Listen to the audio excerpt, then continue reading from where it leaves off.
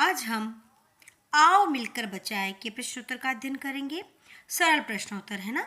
सबसे आखिरी पाठ बचा हुआ है ये पद्य का। अब यहाँ देखो, प्रश्न पहला है ना, माटी का रंग प्रयोग करते हुए किस बात की ओर संकेत किया है ना। माटी का रंग का प्रयोग करते हुए किस बात की ओर संकेत किया है।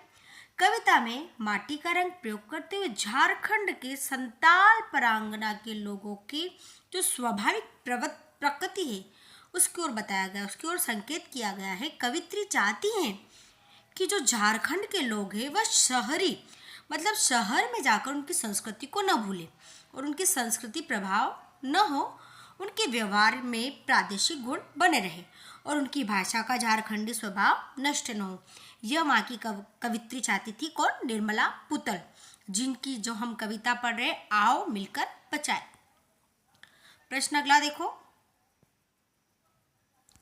प्रश्न दूसरा, भाषा में झारखंडी से क्या अभिप्राय है। झारखंडी है ना, देखो यह झारखंडी का अर्थ है झारखंड के लोगों की अपनी भाषा से, मतलब जो झारखंडी लोग हैं, झारखंड के लोग हैं, उनकी खुद की भाषा है, मतलब उन लोगों की अपनी मूल भाषा होती है जिसका विशिष्ट उच्चारण और उनका स्वभाव है उनकी संस्कृति को अलग पहचान प्रदान करते, जो उनकी जो संस्कृति है उसको अलग बताता है ना। अगला प्रश्न,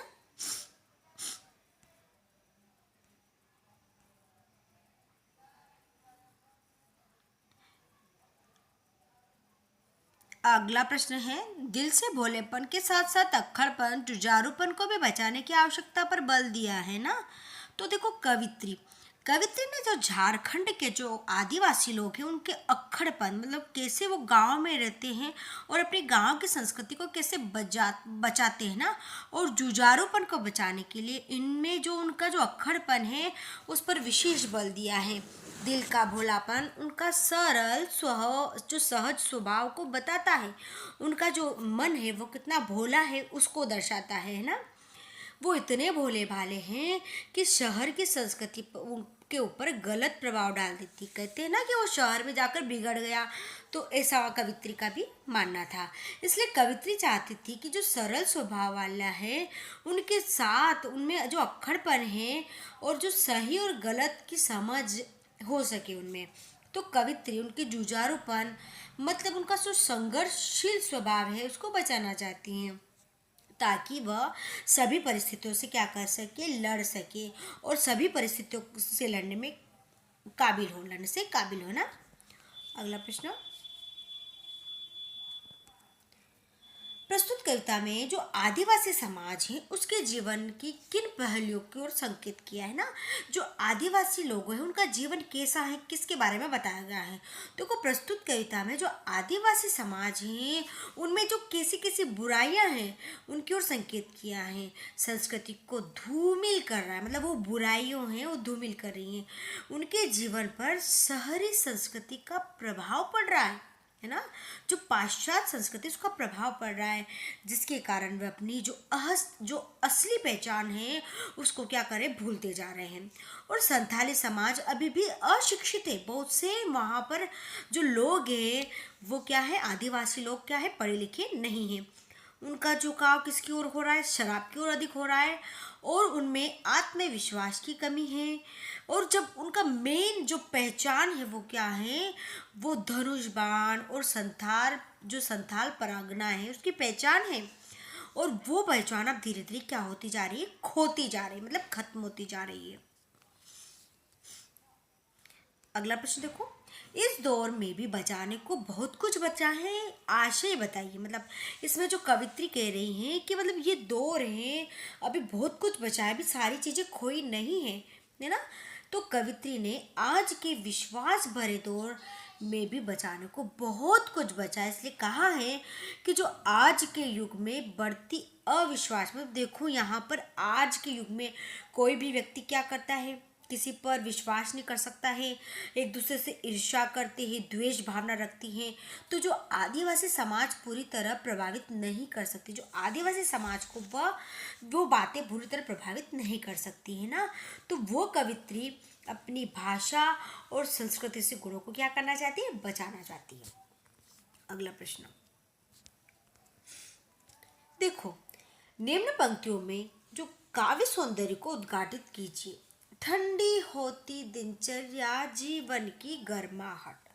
देखो यहाँ पे क्या कहा गया है कि कवित्री ने जो उनके जो जीवन की जो दिनचर्या जो दिन में जो कवित्री की जो दिनचर्या है वह नीरसता को दूर करने के लिए गर्माहट, मतलब जो दिनचर्या में जो नीरसता, मतलब कुछ अच्छा रहा ही नहीं, उसको अच्छा करने के लिए गर्माहट शब्द का जो लाक्षणिक प्रयोग किया गया है ना।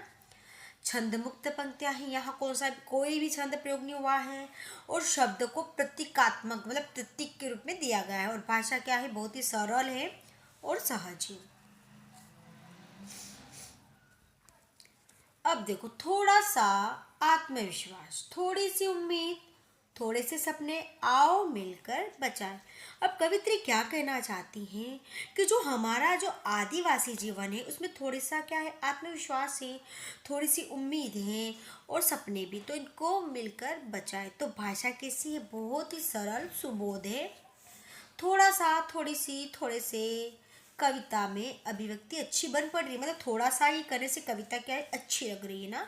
अच्छे भविष्य के लिए सभी को मिलकर चलने की प्रेरणा दी गई, मतलब अगर अच्छा भविष्य करना है तो साथ में मिलकर चलने की बात कही गई है।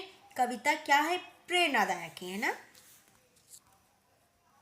अब देखो, कवित्री कह रही है कि बस्तियों को शहर की आबोआब हवा से बचाने की आवश्यकता है। कहने का अर्थ है जो आदिवासी लोग हैं वो कहाँ जा रहे हैं, शहर की ओर पलायन हो रहे हैं। तो आदिवासी बस्तियों समाज को शहरी जो असंस्कृति, संस्कृति क्या है, अपसंस्कृति है, मतलब कहा जाता है कि जो शहरों में जो संस्कृति होती है वो अब संस्कृति, मतलब जो गांव की संस्कृति से भिन्न रहती है ना, तो उसके प्रभाव को बचाने की आवश्यकता है। शहरों की बढ़ती नग्नता, मतलब नग्नता, अश्लीलता आदिवासियों को भी क्या बना देगी, मर्यादा विहीन, मतलब जो आदिवासी जो मर्यादा से युक्त है उनको मर्यादा विहीन बना देगी। और जो शहरीकरण का जो प्रभाव है बस्तियों को वृक्ष विहीन बना रहा है, मतलब जो शहरों में पलायन करते अधिकतर देखा जाता है ना, शहरों में क्या करते हैं, जब भी कोई शहर में जाता है सिर्फ पत्नी के साथ बह जाता है और अपने माता पिता को, अधिकतर ऐसा देखा जा रहा है कि उनको अनाथ आश्रम में भेज देते। तो मतलब वृक्ष विहीन, माता पिता के बिना तो सब क्या रहेंगे, वृक्ष विहीन ही रहेगा ना, क्योंकि जो परिवार के मुखिया है वो वृक्ष के समान माने गए हैं।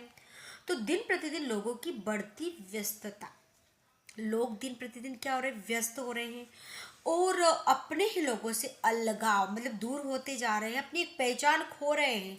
तो इस पंक्तियों में जो बस्तियों की अपनी एक विशिष्ट पहचान और संस्कृति होती है, मतलब उनकी शहर की जो हवा लगेगी उससे बचाना चाहती कवित्री है ना। पाठ के आसपास में देखो, आप अपने शहर या बस्ती की किन चीज़ों को देखना चाहेंगे, मतलब किन चीज़ों को चाहेंगे। तो यहाँ देखो, हम अपने शहर की बस्ती को निम्न चीज़ों को बचाना चाहेंगे। आधुनिक युग की बढ़ती व्यस्तता और जड़ता से बचाना, मतलब आधुनिक युग में क्या है, बहुत ही लोग व्यस्त रहते हैं, मतलब अपने ही लोगों को टाइम नहीं दे पाते हैं, उनसे बचाना चाहेंगे। देखा जाता है ना, अभी भी फ़ोन में लगे हुए रहते हैं। महानगरों में व्याप्त स्वार्थ की भावना, मतलब आजकल अधिकतर लोग क्या हो रहे हैं, स्वार्थी हो रहे हैं। ईर्ष्या द्वेष समाज से क्या करना चाहेंगे, हमको बचाना चाहेंगे।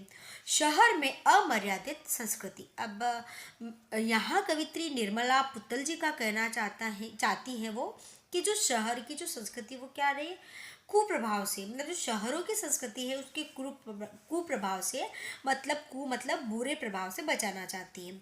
और एक तो तनाव भरी जिंदगी से भी बचाना चाहती। गांव में क्या है, शुद्ध हवा, शुद्ध वातावरण मिलता है, तो शहर की जो तनाव भरी जिंदगी रहती है उससे भी क्या करना चाहती है, दूर रखना चाहती है ना। आदिवासी समाज की वर्तमान स्थिति पर टिप्पणी कीजिए, मतलब कहने का अर्थ ये है कि जो आदिवासी समाज में जो वर्तमान स्थिति, अभी की स्थिति क्या है, अभी तो काफ़ी हद तक सुधर चुकी है ना। सरकार ने इनके लिए अनेक कार्यक्रम लागू किए हैं, इन्हें शिक्षित किया जा रहा है, यहाँ तक कि गरीबी और बेरोजगारी भी दूर हो गई है और इनके अधिकारों के प्रति जागरूक किया जा रहा है। क्षेत्र में यातावन जो जो यातायात के जो साधन हैं उनका भी विकास हो चुका है।